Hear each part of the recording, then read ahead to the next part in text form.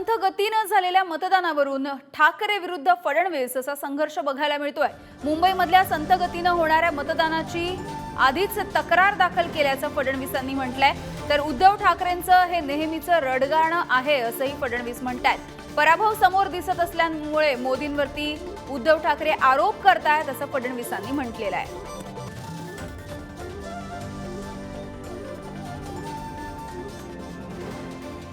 तर मुंबईमध्ये संथ गतीने मतदान होत असल्याची तक्रार सर्वप्रथम आम्हीच आयोगाकडे केली असं फडणवीस म्हणतात। एक पोस्ट केली आहे त्यांनी।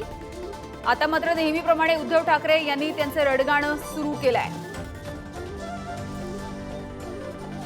पराभव समोर स्पष्ट दिसत असताना त्यांनी सवयीप्रमाणे मोदीजींवरती आरोप करणं सुरू केलेलं आहे। 4 जूनच्या नंतरच्या स्थितीला सामोरं जाण्याची पार्श्वभूमी ते आताच तयार करतात।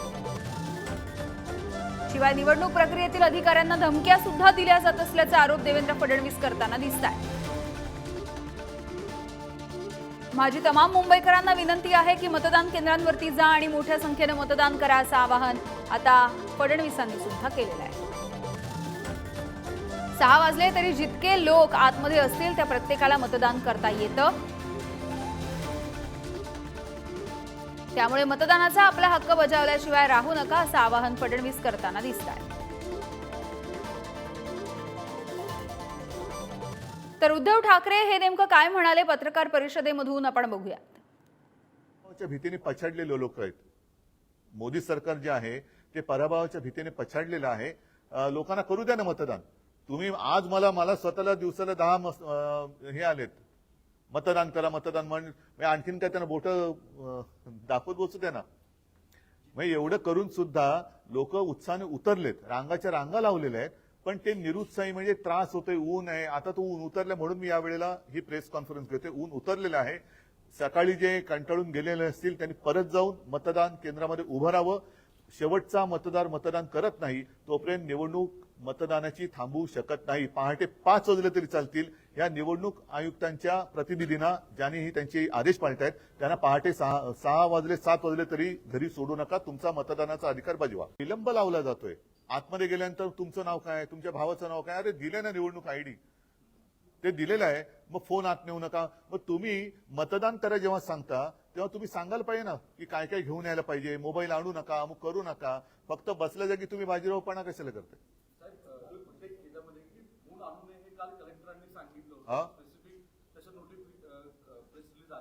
बरं ठीक आहे, फोन आणू नये जरी सांगितलं असेल तरी आत गेल्यावरती जो विलंब लागतोय तो विलंब हा त्याला क्षमा नाही करता येणार। आणि मला तर आता स्पष्ट असं दिसतंय की हा निवडणूक आयोगाच्या माध्यमातून खेळला जात असलेला अत्यंत नीच घाणेरडा खेळ आहे। निवडणूक आयोग ही भाजपची चाकरी करते की काय असं म्हणायला याच्यात जरूर व्हावे। एकतर मतदार जे ज्येष्ठ मतदार आहेत त्यांना खूप त्रास झालेला आहे आजच्या या उन्हाळ्याच्या दिवसामध्ये, आणि इतरही मतदारांना, मग त्याच्यामध्ये महिला सुद्धा आहेत। कुठे कसलीही सोय ठेवलेली नाही, पिण्याचं पाणी नाही, काही नाही, तरी देखील मतदार रांगा लावून उभे आहेत। आणि हे रांगा लावून उभे असलेले मतदार जेव्हा आतमध्ये जातात तेव्हा त्यांना खूप वेळ लागतोय। आणि मला असं वाटतं मोदी सरकार त्यांच्या पराभवाच्या भीतीने निवडणूक आयोगाचा वापर मी मुद्दामून सांगतो की घरगड्यासारखा करतोय। प्रत्येकाला 10-10, 12-12, 15-15 मेसेज जात आहेत, मतदान करा मतदान करा मतदान करा। त्याप्रमाणे मतदार हे उतरलेले दिसत आहेत, खूप गर्दी दिसते। परंतु निवडणूक आयोग